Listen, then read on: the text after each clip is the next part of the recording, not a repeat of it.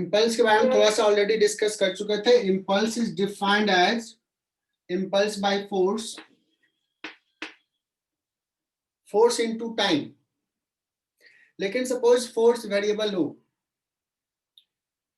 तो किसी time interval में उसने कितना इम्पल्स इम्पार्ट किया तो सिंपली एफ इंटू टाइम नहीं लिख सकते बिकॉज एफ क्या लेंगे अगर वेरिएबल है तो. इसलिए इम्पल्स लेते हैं एफ डी टी का इंटीग्रेशन.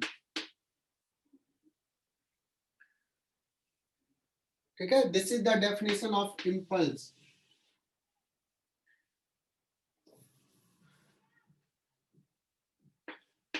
और एफ न्यूटन्स लॉ से न्यूटन्स ने कहा एफ जो होता है वो डीपी बाई डी होता है.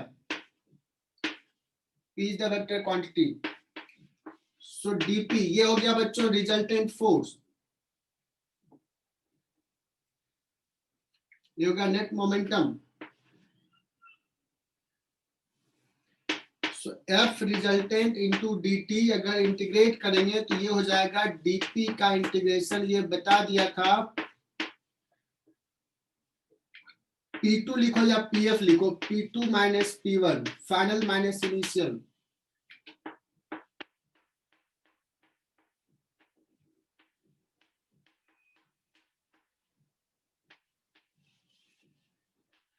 And this is net impulse.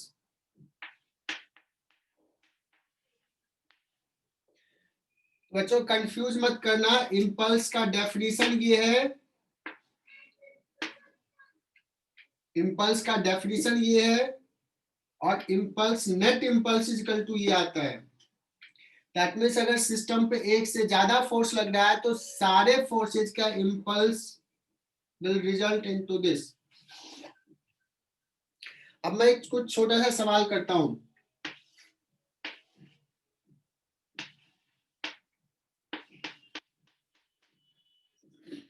बहुत छोटा सा सवाल. एक ब्लॉक है जिसका मास m है और ये हाइट h से रिलीज किया. Collide elastically. सो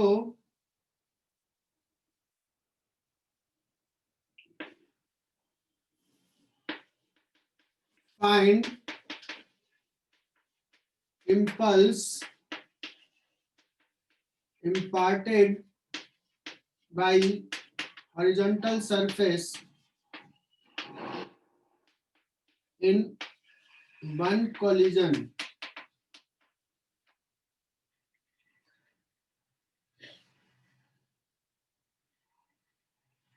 ठीक है, ये सवाल अगर आता है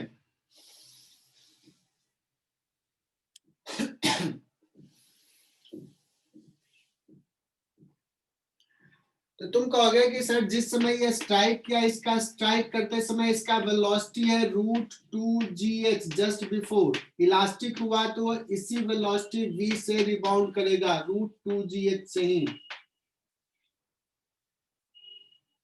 सो impulse imparted is equal to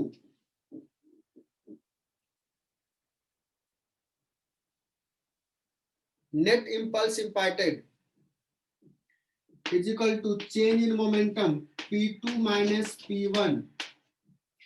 P2 will be mv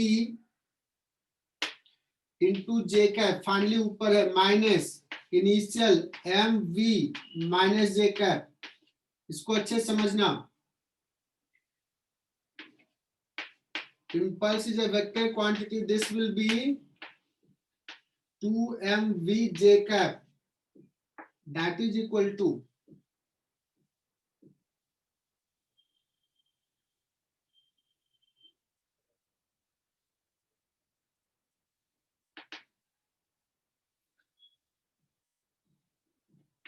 to M V का वैल्यू पुट कर दो √2gh.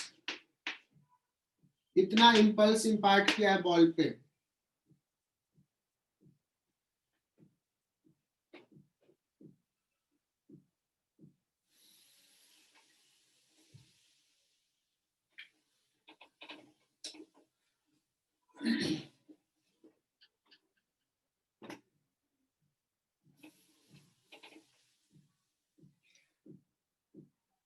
although you will say that ये इंपल्स किसने इंपैक्ट किया, तो इस पे एक नॉर्मल फोर्स ऊपर लग रहा है जब कोलाइड किया तो, और mg फोर्स भी लग रहा है।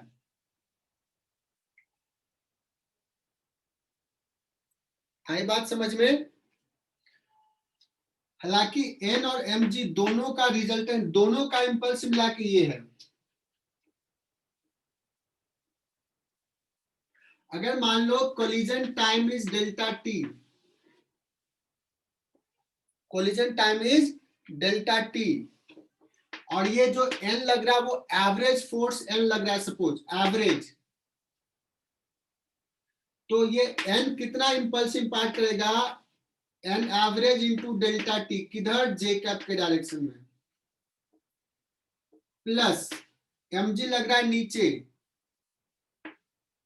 mg कितना इंपल्स इंपैक्ट करेगा, mg इंटू डेल्टा टी, किधर, माइनस जे कैप में। This is net impulse. This is equal to 2m root 2gh j cap. ये बात समझ में आई? इसी के बाद ऐसे लिखना,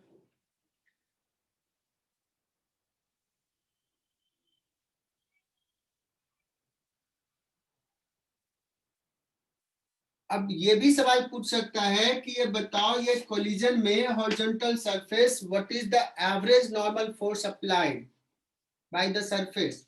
अगर एन एवरेज, ये एवरेज लिख देता हूं, जेकब जेकब जेकब सब में है, an average delta T minus mg delta t, that is equal to 2m root under 2gh,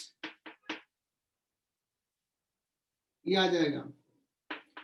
so, n average अगर पूछा जाए डेल्टा टी इधर आ जाएगा,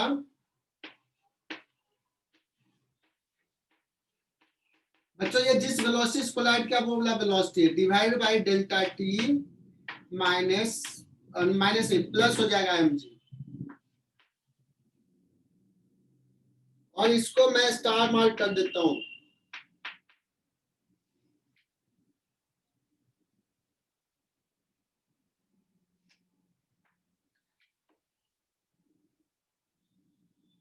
in most of the cases ये वैल्यू बड़ा आता है, तो इसको मोस्टली नेग्लेक्ट कर देते हैं। तो चूंकि मेडिकल में मोस्ट ऑफ द टाइम में ये नेग्लेक्ट रहेगा, तो सिंपली तुम्हें यही आंसर बताना है, यही। लेकिन अगर किसी ऑप्शन में देखोगे, 4 ऑप्शंस में एक ये वाला भी ऑप्शन है और ये मिला के दोनों ऐड करके भी ऑप्शंस है, डेटा में देखोगे तो तुम्हें फिर ये दोनों ऐड करके बताना पड़ेगा। तो थोड़ा टफ अगर पूछेगा तो इसको काउंट करेगा। तो 90% चांस है कि जब पूछेगा तो वो ये वाला वैल्यू पूछेगा, बट 10% चांस है कि वो ये भी कर सकता है, डिपेंडिंग अपॉन द ऑप्शंस क्या दिया है। Is it clear?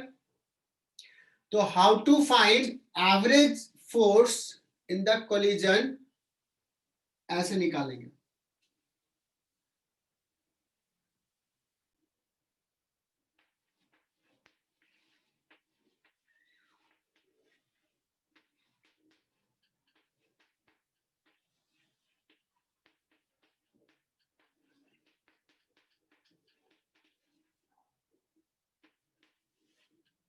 देव की बताना, अगर मान लो मैंने पढ़ाया नहीं, मैंने डेफिनेशन लिखा के छोड़ दिया, तुम लोग ब्रिलियंट बच्चे हो, ये सवाल आ गया, क्या तुम खुद से नहीं बता सकते? इतना थ्योरी अभी तक हमने पढ़ लिया। इम्पल्स, इम्पल्स, बिकॉज इम्पल्स का डेफिनेशन एफ डी टी का इंटीग्रेशन है, और कैलकुलस से जो चीजें हमने पढ़ाना शुरू किया, बहुत बार ऐसे कॉन्सेप्ट आए हैं। अगर सपोज मैंने ये भूल भी गया पढ़ाना, so we have developed this much ability कि हम इसको खुद से भी समझ सकते हैं।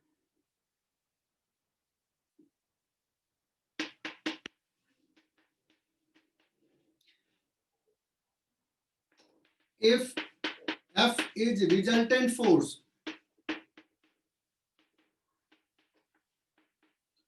If F is resultant force,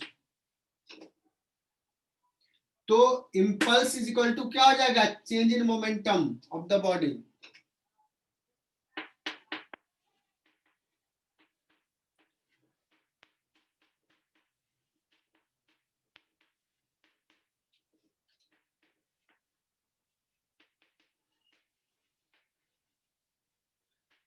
हालांकि बहुत सारे बच्चे, बहुत सारे टीचर इतना बताते नहीं है, सिंपली बताते हैं impulse is equal to change in momentum बताते हैं।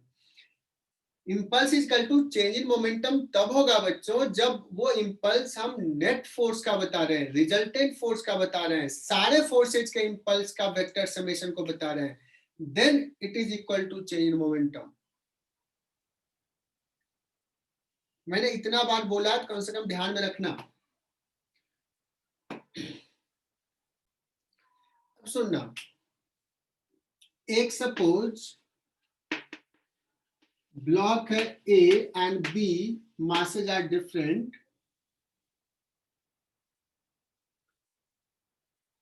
This is connected by a string, और ये स्ट्रिंग को भी हमने क्या रखा है, लूज रखा है, लूज है अभी, और इस ब्लॉक को हमने दे दिया v नॉट वेलोसिटी। तो ये जाते जाते जाते एक समय, जिस समय स्ट्रिंग जस्ट टाइट होगा, स्ट्रिंग जिस समय जस्ट टाइट होगा, उससे पहले, just before it becomes tight, it's will have velocity v not, लेकिन जैसे ही टाइट होगा, आगे जाना चाहेगा, string will apply force in this direction, एक जर्क लगेगा, टेंशन एक लार्ज फोर्स लगाएगा,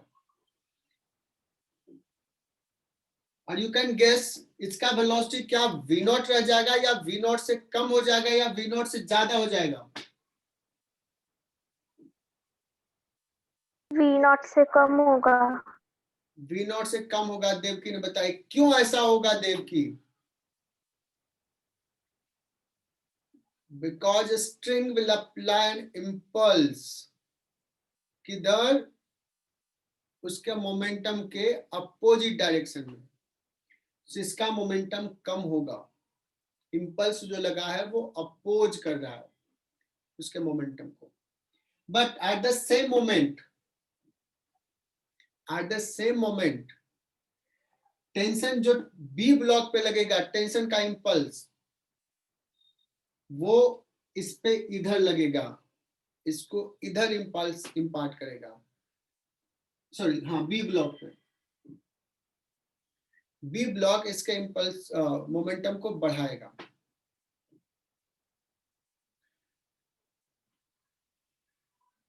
मुझे निकालना है कि फाइंड impulse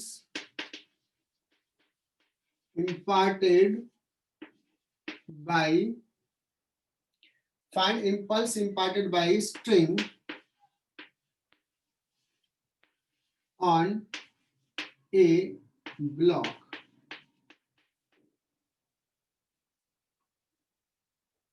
ये निकालना है।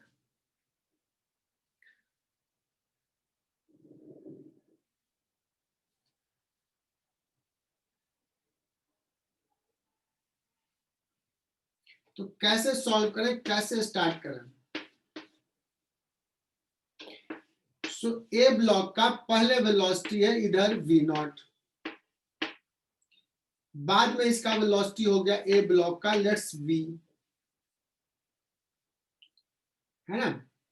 तो इस पे जो इम्पल्स लगा है t dt का, वो किस डायरेक्शन में लगा है बच्चों, जे आई कैप या माइनस आई कैप में?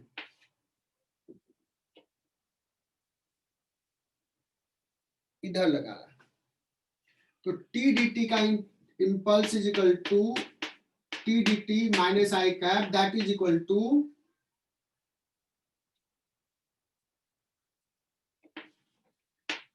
एक ही फोर्स लग रहा है, this is the net force, that is equal to change in momentum,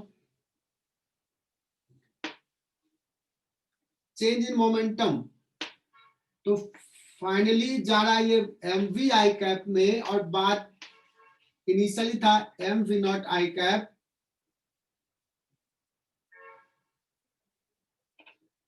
सो ये हो जाएगा बच्चों M V minus V not I cap.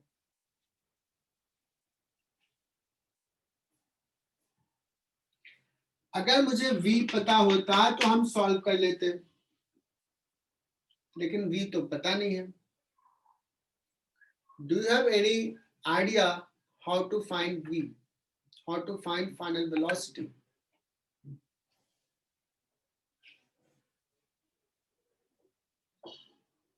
कोई मुझे हेल्प करेगा?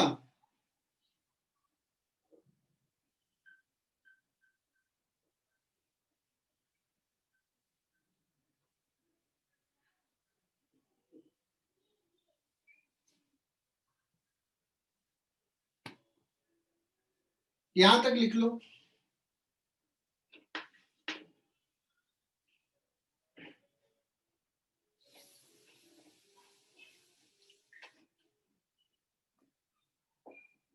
अगर आप लिख लिए तो मैं आगे सोच बताता हूं। If we consider only A block, A block पे एक्सटर्नल फोर्स लग रहा है, टेंशन लग रहा है, so momentum will change, momentum will not remain conserve. If we consider B block only, external force है tension, momentum will not remain conserve. But अगर A और बी ब्लॉक को सिस्टम मान लें, क्या ए और बी ब्लॉक सिस्टम का linear momentum conserve रहेगा क्या? हाँ। लीनियर मोमेंटम कंजर्व रहेगा, किसका? सिस्टम का। सो लिखेंगे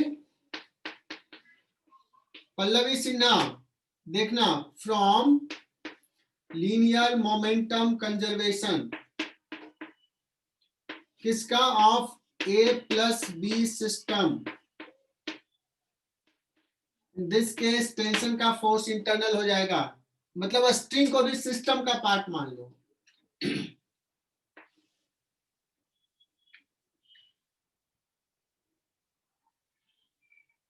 initial momentum is M we naught. अब बताओ, स्ट्रिंग का लेंथ फिक्स्ड रहेगा, अभी तो लूज था तो ठीक है, डिस्टेंस बढ़ रहा था, लेकिन जब टाइट हो जाएगा तो जितना वेलोसिटी इसका उतना ही वेलोसिटी इसका होना चाहिए। A string is inextensible, दोनों का वेलोसिटी इक्वल है m plus 2m into v. So v हो जाएगा बच्चों v नॉट बाई 3।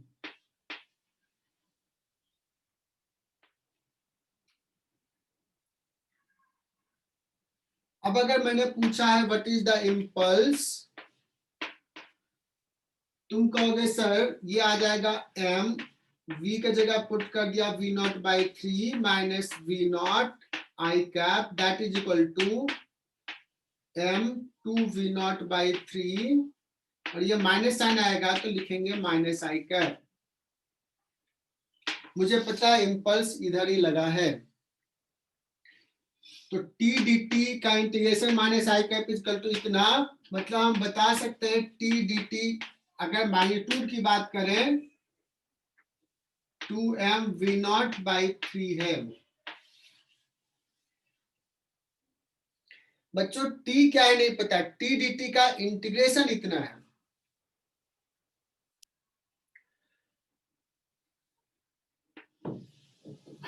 अब इसमें से जो सवाल अभी जस्ट लिया हमने, इसको ना विदाउट लीनियर मोमेंटम कंजर्वेशन से भी सॉल्व कर सकते थे।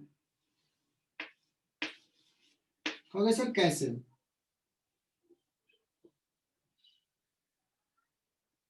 देखना, इस पे अभी हमने कुछ देर पहले लिखा था, इसका पहले वेलोसिटी v नॉट था और जस्ट आफ्टर वेलोसिटी हो गया v, इसका पहले था v जीरो और इनिशियल जीरो था और फाइनली v हो गया। तो ए ब्लॉक के लिए अगर मैं लिखूं अभी इक्वेशंस, तो टी डी टी का इंटीग्रेशन, टी डी टी इधर है माइनस आई कैप में, ये हो जाता m v i cap minus m we not I cap, और इसको मैं ऐसे लिख लेता हूं इक्वेशन 1। ये ए ब्लॉक के लिए लिखा। बी ब्लॉक के लिए अगर लिखेंगे तो बी ब्लॉक के लिए इस पे फोर्स टी इधर लग रहा है, तो टी डी टी का इंटीग्रेशन किधर है बच्चों, आई कैप में। इसका फाइनल मोमेंटम हो गया 2m इंटू वी,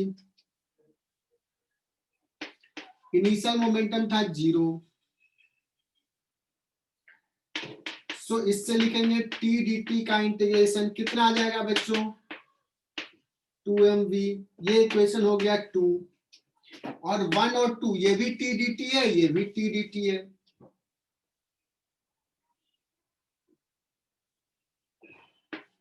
सो ये क्या हो जाएगा, m we not minus m v is equal to 2mv, यहां से v आ जाएगा v नॉट बाई 3 जो पहले आया था। तो ये मेथड समझ में आया प्रथमेश? अब एक मेडिकल में कैसा सवाल पूछता है वो बताता हूं। क्रिकेट कौन कौन खेलता है तुम लोगों में से? कोई तो खेलता होगा, रुद्राक्ष, आयुष यादव, प्रथमेश। तो फील्डिंग अच्छा करते हो विराज, वैभव, अमोल नहीं खेलता लगता है क्रिकेट। अगर फील्डिंग करते हो और कैच कभी किए हो, जो बहुत हाई ऊपर बॉल गया और फिर तुम नीचे गए और कैच करते हो, सो अगर तुम शुरुआत में गए, बहुत दिन नहीं हुआ है, नया नया हो क्रिकेट में, तो तुम क्या करते हो, कैच करते हो तो हाथ ऐसे रखे रहते हो, बॉल आया टकराता है हाथ पे और उछल के गिर जाता है, हाथ में चोट भी लगती है और साथी खिलाड़ी अच्छा खासा सुना भी देते हैं, चोट अच्छी खासी लगती है। लेकिन जो बच्चा एक्सपीरियंस बच्चा है या फिर कोच जो वहां पे होता है, वो क्या कहता है, क्या करने के लिए बोलता है?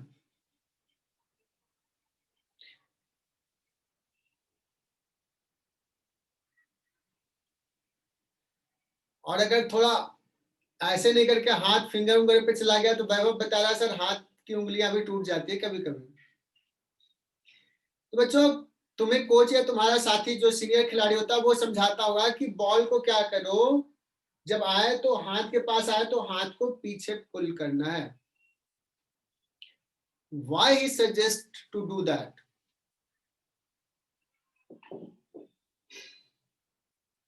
हाथ को अगर तुम स्टिफ रखोगे, फिक्स रखोगे, तो बॉल यहाँ कोलाइड किया और कोलाइड करने के बाद तुम्हारा हाथ ने उस पर फोर्स लगा और रिबाउंड भी हो गया और बहुत चोट लगती है। लेकिन ऐसे पुल करोगे ना तो बहुत आराम से आ जाता है, हाथ में चोट भी नहीं लगती है, कैच भी हो जाता है।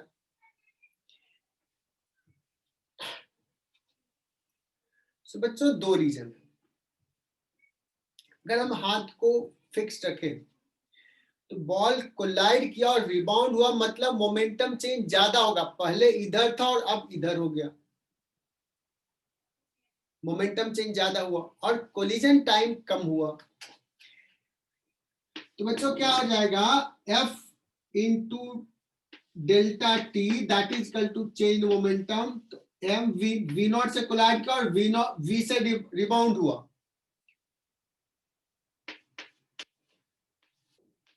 अपोजिट डायरेक्शन में इसलिए प्लस हो जाएगा, अंडरस्टैंड दिस।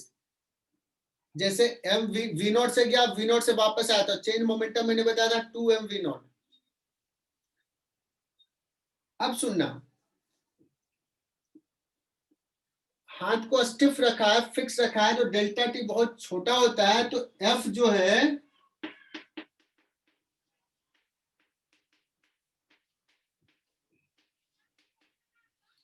जितना टाइम ऑफ कोलिजन छोटा होगा, फोर्स उतना बड़ा होगा। दैट्स वाई तुम्हारी फिंगर भी टूट जाती है कभी कभी।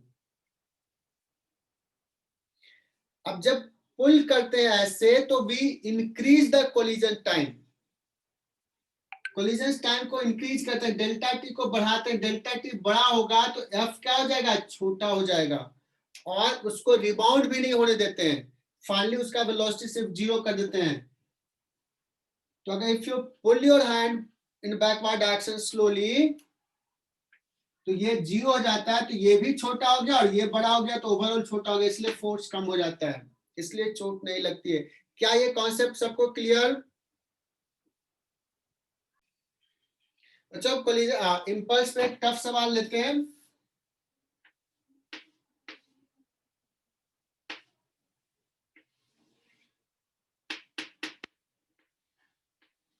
जो इंजीनियरिंग में हम बहुत मन से पढ़ाते हैं, बहुत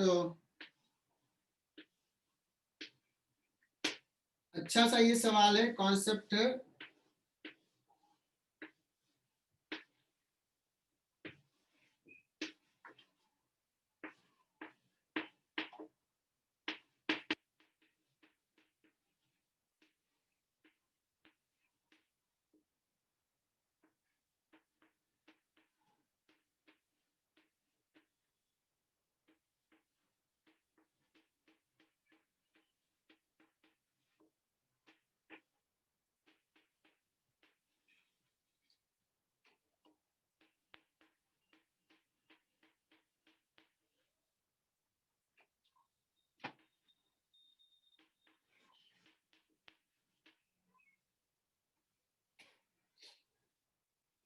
बच्चों बहुत अच्छा सवाल है ये।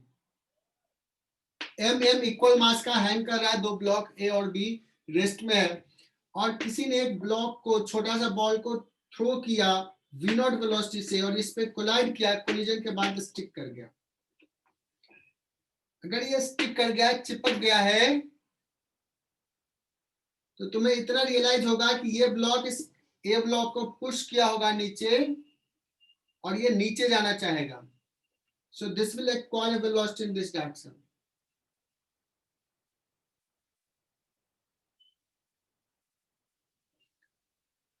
और जस्ट आफ्टर कोलिजन, सपोज ये इस डायरेक्शन में v वेलोसिटी से जाना शुरू किया, from the constraint relation this will go with velocity v in upward direction. सबको क्लियर कि why this will go with velocity v only? Because of the constraint, a string constraint.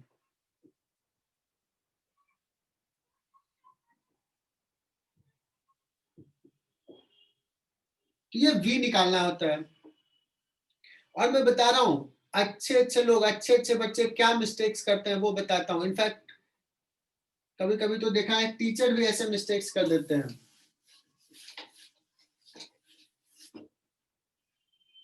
क्या concept है बताता हूं। सॉल्यूशन फ्रॉम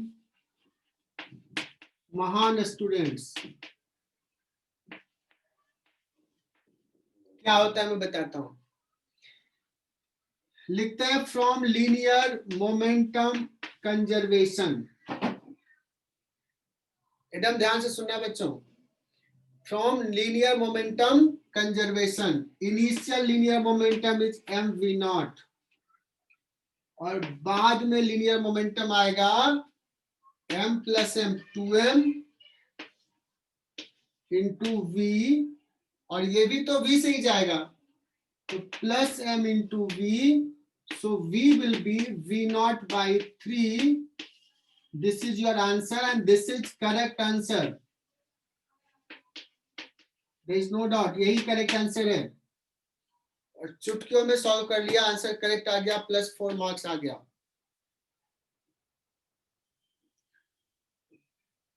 बच्चों क्या हमने कुछ गलती किया है क्या? मतलब ये स्टूडेंट ने कुछ गलती किया है क्या इसमें? आंसर तो करेक्ट है।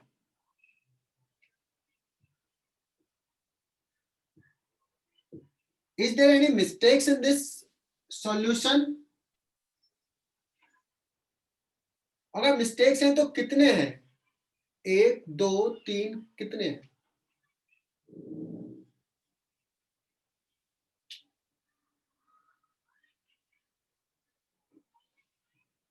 प्रिया पाटिल कुछ हिंट दोगे? लीनियर मोमेंटम कंजर्वेशन नहीं लगा सकते।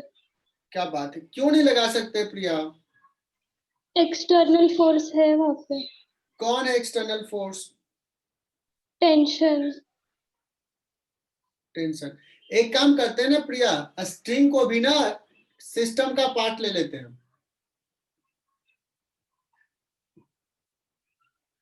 स्ट्रिंग को भी, मतलब हमारा सिस्टम हो गया ए ब्लॉक, ये मान लो इसको नाम देते हैं सी ब्लॉक और बी ब्लॉक और स्ट्रिंग, ये हमारा सिस्टम है।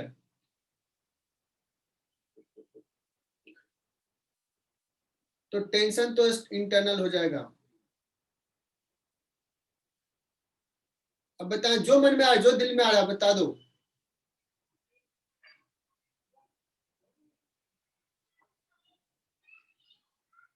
थोड़ा सा सोचो। ओमकार, कुछ आ रहा है दिल में? क्या होगा, क्या गलती है? प्रिया बहुत अच्छा से इनिशिएट की है। उसने बताया कि टेंशन एक्सटर्नल था, लेकिन हमने उसको सिस्टम का पार्ट बना लिया।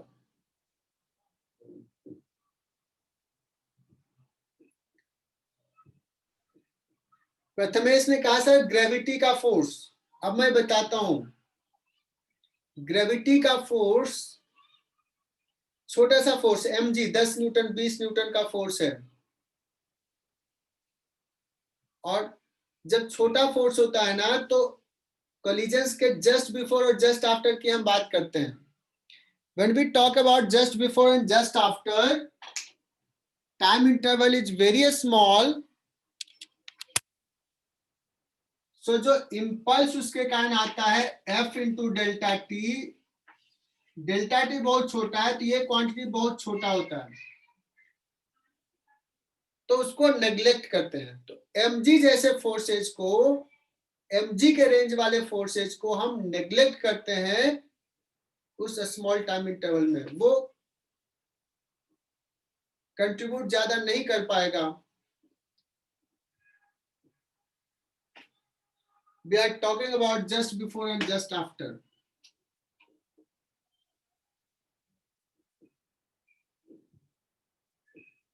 प्रिया, तुम बता सकती हो सही आंसर? थोड़ा सा सोचो, सही डायरेक्शंस में जा रही थी।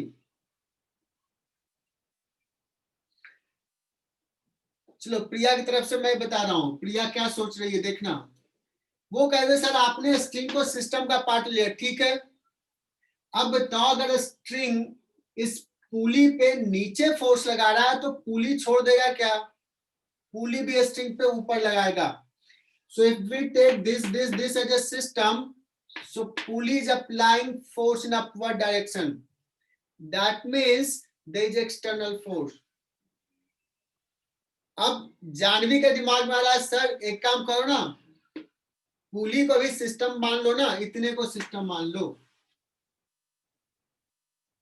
अगर ये सोच रही है तो मैं बताऊंगा अब कि ये जो हिंज है ना, ये हिंज ऊपर फोर्स लगाएगा। दैट मीन्स सिंपल सा कॉन्सेप्ट बता रहा है कि सिस्टम पे एक्सटर्नल फोर्स, और ये एक्सटर्नल फोर्स लार्ज फोर्स होगा, टेंशन लार्ज, तो ये रिप्लाई भी लार्ज फोर्स से ही देगा।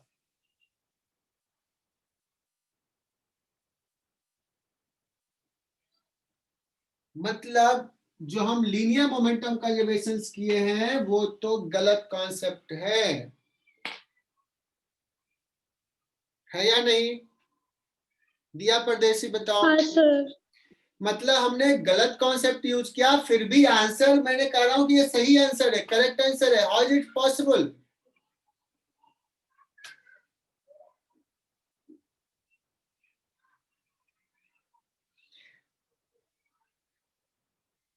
अगर गलत कॉन्सेप्ट लगाया है तो आंसर सही कैसे आ गया? अच्छा, ये लीनियर मोमेंटम वेक्टर क्वांटिटी है या स्केलर क्वांटिटी?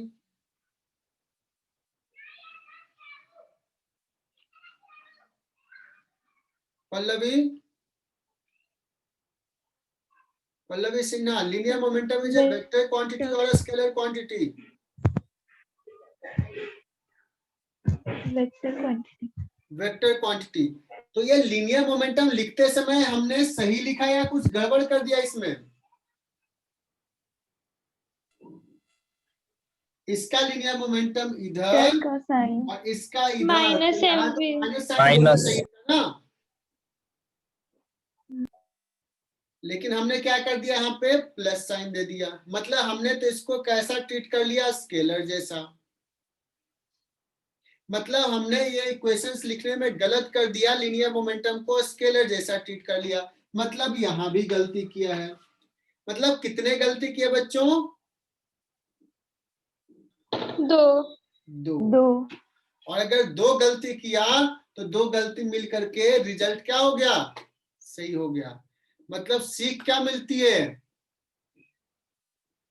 गलती करो तो कम से कम 2 करो, है ना, 1 तो मत करो। करना भी है तो 2 मिस्टेक्स करो, तुम्हें भी सही हो जाएगा।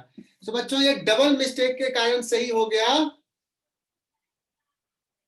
और देवकी बताई सर माइनस माइनस प्लस हो जाता है, -1 इंटू -1 +1। बहुत बढ़िया देवकी, ठीक है ना। चलो, लेकिन स्टिल 2 गलती करके आंसर तो सही आया।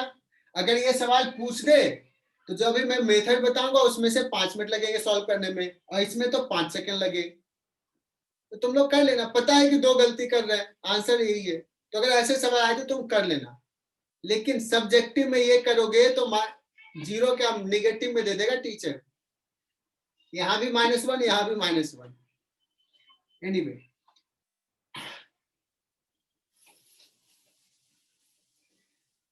बच्चों ये जो सवाल हमने लिया है ना, ये सवाल है एच.सी. वर्मा का लास्ट सॉल्व्ड एग्जाम्पल,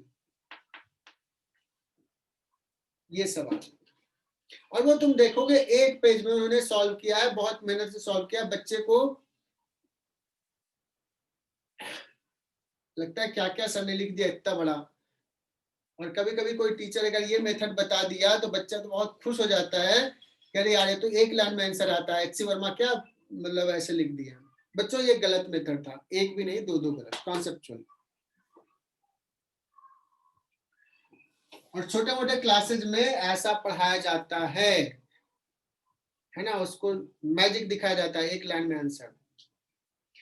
कहोगे सर करेक्ट मेथड क्या है, कैसे करेंगे? तो क्या मैं बताऊं या छोड़ दूं? बताओ। बता दो। चलो, तो मैं करेक्ट मेथड बताता हूं क्या है। आधे बच्चे तो सोच रहे होंगे सर रहने दो ना, वही मेथड अच्छा है, 1 लाइन में तो कर दिया। और कम से कम ये देख करके तो बताएंगे सर वही अच्छा है। क्या करता हूं बच्चों, मैं इसको और इसको सिस्टम ले लेता हूं।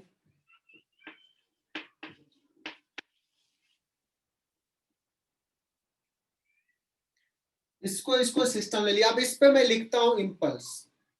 हालांकि ये दोनों एक दूसरे पे फोर्स लगाएगा, बट सिस्टम ले लिया तो ये दोनों एक दूसरे पे फोर्स लगाएगा, वो इंटरनल हो जाएगा, उसको काउंट नहीं करेंगे। तो ये लगा टी dt का इंटीग्रेशन किधर होगा? जे कैप के डायरेक्शन में।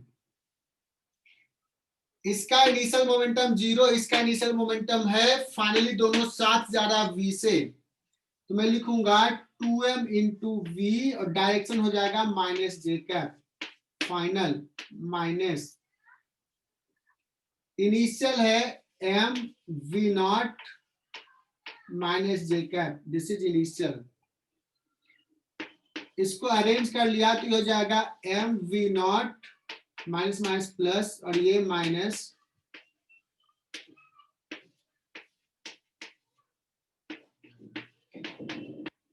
तो ये आप प्रूव करो क्या मैं सही लिखा क्या? ये देखो इधर भी जे कैप इधर भी जे कैप, तो सिंपल सा लिख लेता हूं इसको। इक्वेशन 1 क्या लिख सकते हो तुम लोग? ये बात समझ में आई तो बताओ।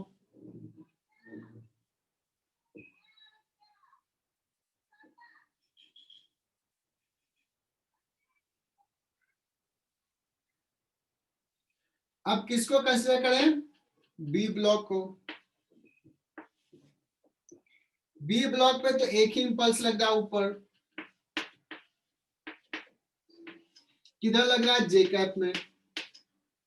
ये v वेलोसिटी से ऊपर गया, final momentum J cap, initial momentum 0, तो आ गया टी dt का integration is equal to mv, this is equation 2। Ayush Yadav बताना ये सही किया क्या 1 और 2 से, ये भी टी डी टी, ये भी T D t, m we not minus 2 MV, और अब ये सॉल्व हो जाएगा तो v equal to V0/3।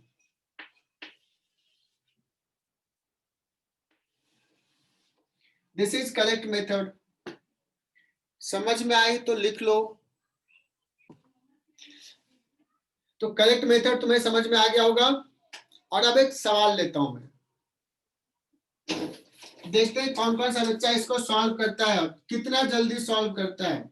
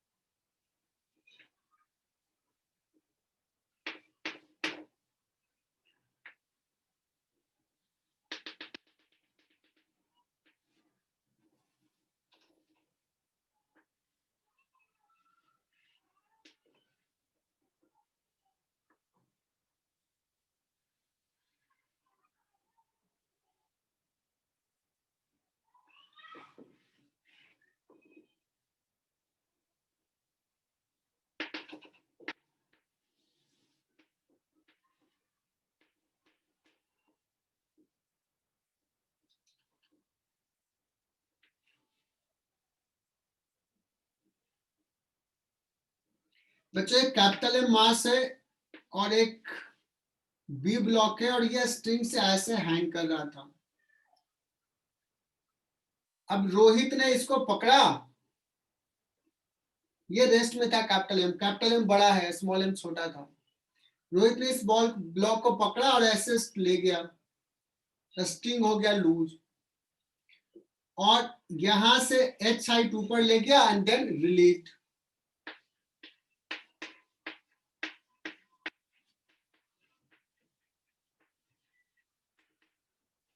String मजबूत है, टूटता नहीं है, इनएक्सटेंसिबल है। Ball will fall freely, I think सबको क्लियर है। स्ट्रिंग टाइट होने से जस्ट पहले उसका कुछ वेलोसिटी होगा, you know how to calculate it.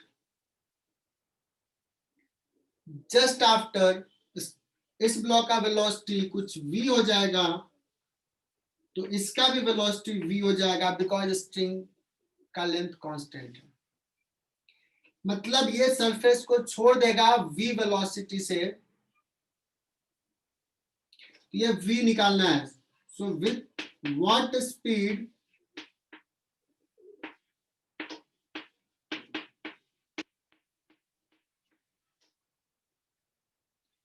block A will leave the surface.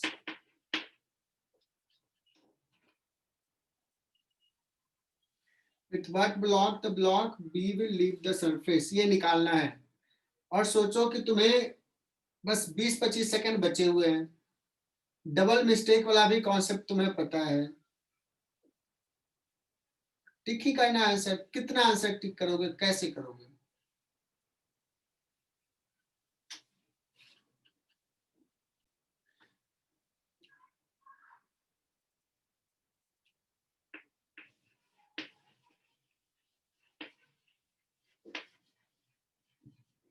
Wrong method correct answer, ये वाला मेथड लगाते हैं। क्या करोगे? Just before collision m into इसका स्पीड तो पता है √2gh होगा, इनिशियल मोमेंटम। बाद में लिखोगे इसका वेलोसिटी है v, कैपिटल M का भी v, तो v इक्वल टू हो जाएगा small m √2gh upon m plus capital M। बात समझ में आई? ये रॉन्ग मेथड करेक्ट आंसर वाला। बच्चों एक और सवाल करते हैं।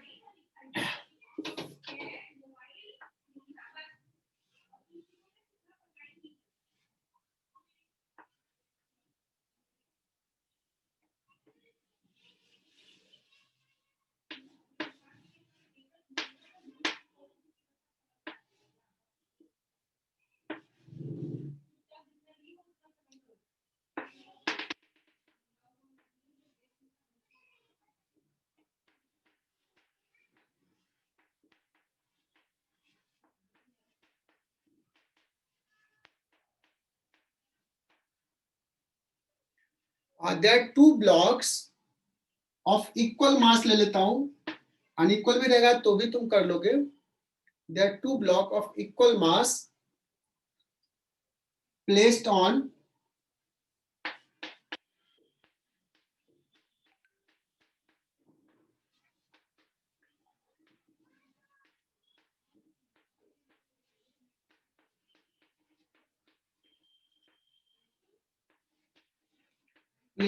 a smooth table, horizontal table,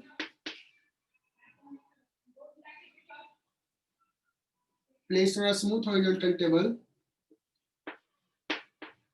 connected by a string.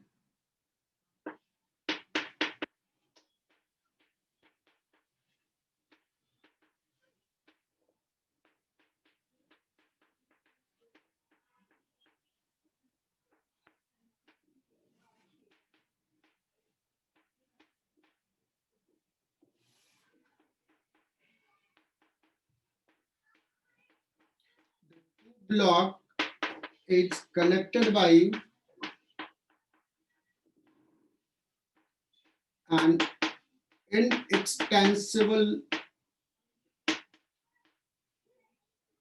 inextensible string of length 2L.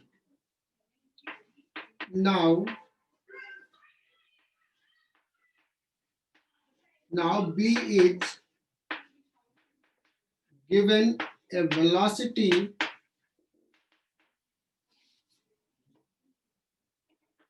V naught as shown. ये बच्चों डायग्राम ड्रॉ कर लो. अब इसको V naught वेलोसिटी दे दिया.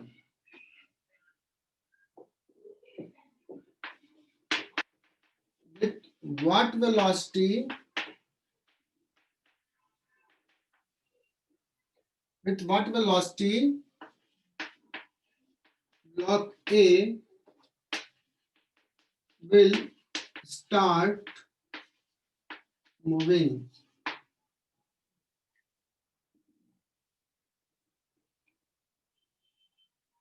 After a string becomes tight.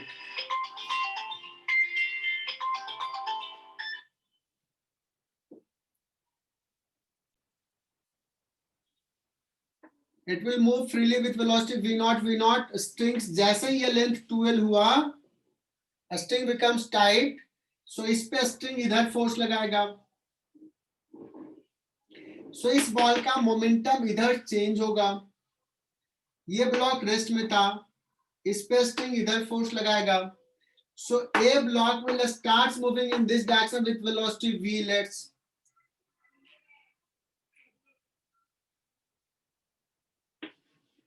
अगर B ब्लॉक की बात करें तो सबसे पहले तो हम लोग एक चीज करते हैं कि ये लेंथ L, ये लेंथ 2L, तो ये एंगल चेक करो तो ये हो जाएगा 30 degree from the dimension given. So कैसे सॉल्व करेंगे, ये आज का हमारा लास्ट को सवाल है. ये V नॉट का एक कंपोनेंट इधर V नॉट cos थीटा और इधर V not sin theta. So can we say that कि इस ब्लॉक का मोमेंटम इस डायरेक्शन में चेंज होगा, लेकिन इस ब्लॉक का मोमेंटम इस डायरेक्शन में चेंज नहीं होगा, क्योंकि इस पे इधर फोर्स नहीं है, फोर्स इधर है. तो इसका इस डायरेक्शन में वेलोसिटी फाइनली भी V नॉट sin 30 रह जाएगा. प्रिया पाटिल, क्या ये समझ में आया? इस ब्लॉक का इस डायरेक्शन का मोमेंटम कंजर्व, जितना पहले वेलोसिटी था उतना ही रह जाएगा, लेकिन इसका इस डायरेक्शन में भी कुछ वेलोसिटी होगा. And it must be same. इसका v तो इसका भी v.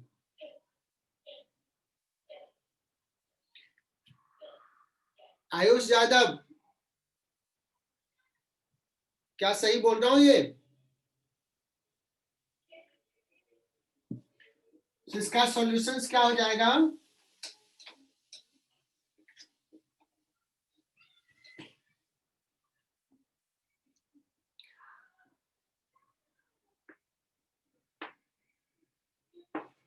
applying linear momentum conservation of A and B along the string. इस सिस्टम का मोमेंटम तो कंजर्व रहेगा along this direction. Initial momentum कितना है mv0 cos 30. फाइनल मोमेंटम कितना है m और m इक्वल है तो 2m into v. So v will be v0 cos 30 divided by 2, that is equal to √3 v0 by 4. So अगर सवाल पूछा कि A ब्लॉक किस वेलोसिटी से मूव करना शुरू किया तो ये velocity just after string becomes tight, what is the velocity of B block? कहोगे सर v0 sin 30 इधर, v0 by 2 इधर और √3 by 4 v0 इधर. बच्चों वेरिएबल मास सिस्टम, हालांकि जेई में भी कभी कभार एक आध बार क्वेश्चंस पूछा, वो भी बहुत ही सिंपल सा पूछा है और मेडिकल में तो शायद ही कभी पूछेगा, बट स्टिल ये समझा देता हूं. तो मैं फॉर्मूला भी डिराइव कर दे रहा हूं. मतलब जो हमारा सिस्टम है वो सिस्टम का मास क्या हो रहा है, चेंज हो रहा है. सिस्टम में कुछ मास या तो इन कर रहा है, बढ़ रहा है, या मास कुछ घट रहा है. दोनों केसेस हो सकते हैं. मैं एक ऐसा केस लेता हूं जस्ट कि एक मान लो एक बॉडी है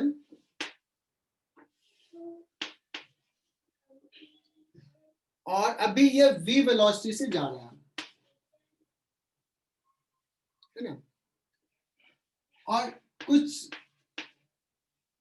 एक्स्ट्रा बॉडी, सपोज ऐसे सोचो कि बहुत सारे डस्ट पार्टिकल्स है, काइंड ऑफ थिंग, समझना इसको, और एक बड़ा सा मास है, ये v वेलोसिटी से जा रहा है और ये डस्ट पार्टिकल भी कुछ वेलोसिटी सपोज मूव कर रहा है. तो dust particle are moving with some velocity u suppose इधर, और ये इससे टच हो गया, स्टिक कर गया, सिस्टम का पार्ट बन गया. मान लो इसका मास है अभी डेल्टा m, छोटा सा मास लेते हैं, और डेल्टा t टाइम में ये इससे अटैच हो गया. क्लियर? तो अब हमारा मास सिस्टम क्या हो जाएगा, m प्लस डेल्टा m. और जब कंबाइंड मास हो गया तो मान लो कि इसका वेलोसिटी बढ़ करके v से v प्लस डेल्टा v हो गया, थोड़ा चेंज हो गया. अगर वेलोसिटी बढ़ गया तो डेल्टा v पॉजिटिव, घट गया तो निगेटिव. तो ये अपने साइन के साथ है. अब मैं क्या करता हूं, मैं ऐसे सोचता हूं कि सपोज ये पार्ट भी हमारे सिस्टम का पार्ट है,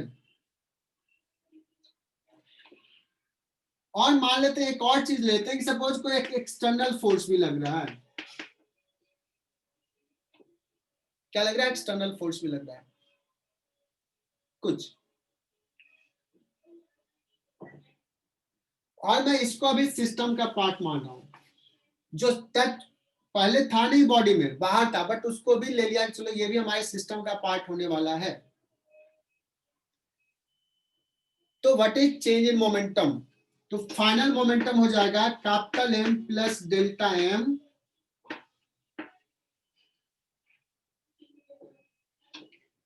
और फाइनल वेलोसिटी हो जाएगा v प्लस डेल्टा v.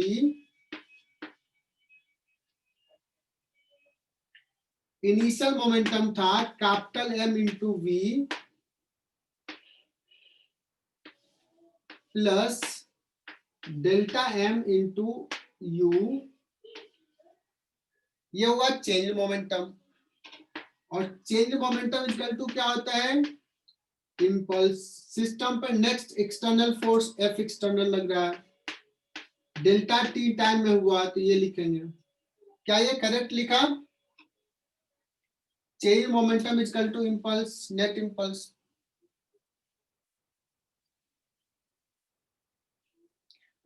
जल्दी से इतना लिखो। अब देखो m इंटू वी यहाँ पे और ये v से मल्टीप्लाई करोगे तो m इंटू वी चला जाएगा, ठीक है। तो यहां से जो जो बचेगा वो लिखता हूं, m इंटू डेल्टा वी बचेगा प्लस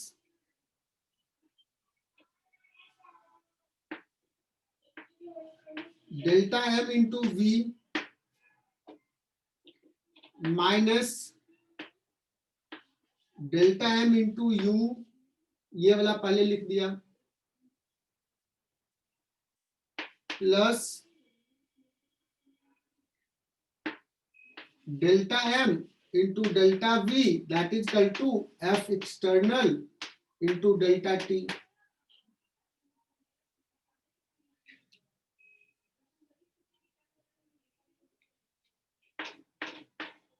जो बचा है उसी को लिखा। देखो capital M into delta V, और बच्चों ये डेल्टा M भी बहुत छोटा, डेल्टा V भी बहुत छोटा, तो ये almost zero. F external into delta T, इसको इधर लेके चले जाते हैं,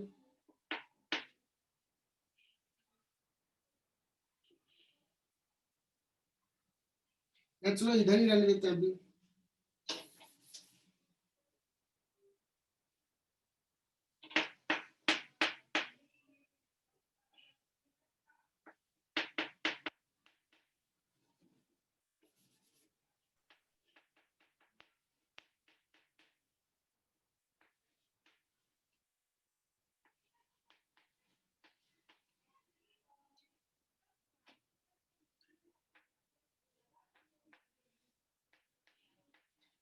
डेल्टा T से दोनों तरफ डिवाइड कर दो,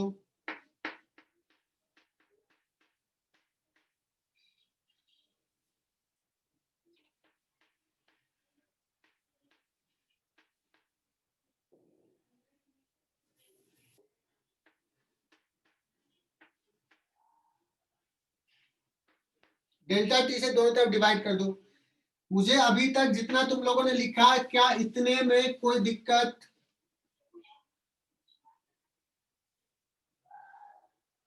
नहीं सर। अब इसको समझना बच्चों, ये जो बॉडी हमारा मेन बॉडी जो मूव कर रहा था, उस बॉडी का मास है, जिसका मास हालांकि चेंज हो रहा है।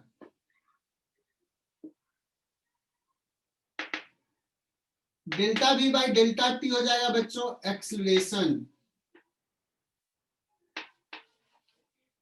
m into a that is equal to f external. अब ये वेक्टर साइन देता हूं, किसी भी डायमेंशन के लिए ट्रू रहेगा, f external plus delta m by delta t, बहुत छोटा सा टाइम ले रहे हैं, delta t tends to zero है, इसको ऐसे लिखूं dm by dt, delta m by delta t. dm by dt is the rate with which mass of the body changing। अगर मास इंक्रीज हो रहा है तो dm by dt पॉजिटिव होगा, मास डिक्रीज कर रहा है तो dm by dt निगेटिव होगा। m मास लिखा तो यहां पे dm by dt, और u माइनस v,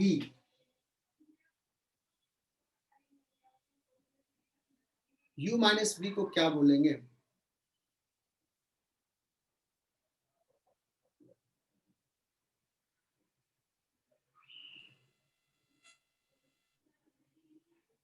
ये u वेलोसिटी जा रहा है,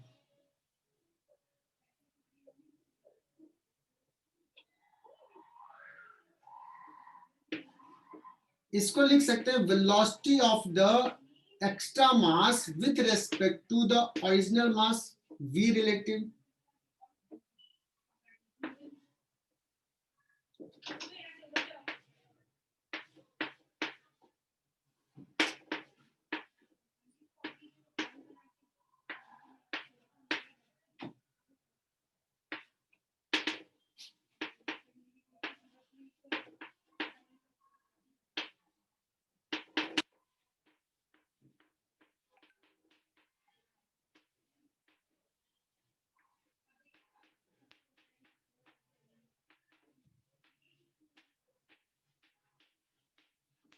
ये समझने के लिए कर रहा हूं। एक्स्ट्रा मास का मतलब जो मास ऐड हो रहा है या सब्ट्रैक्ट हो रहा है उसका मास किसके रेस्पेक्ट में,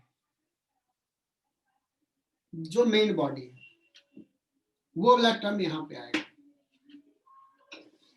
क्लियर?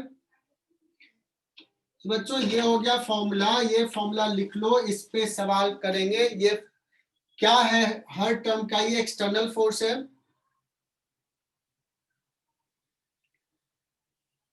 जो भी सिस्टम पे लग रहा होगा, और इस पे हम नेक्स्ट क्लास में यहीं से आगे बढ़ेंगे।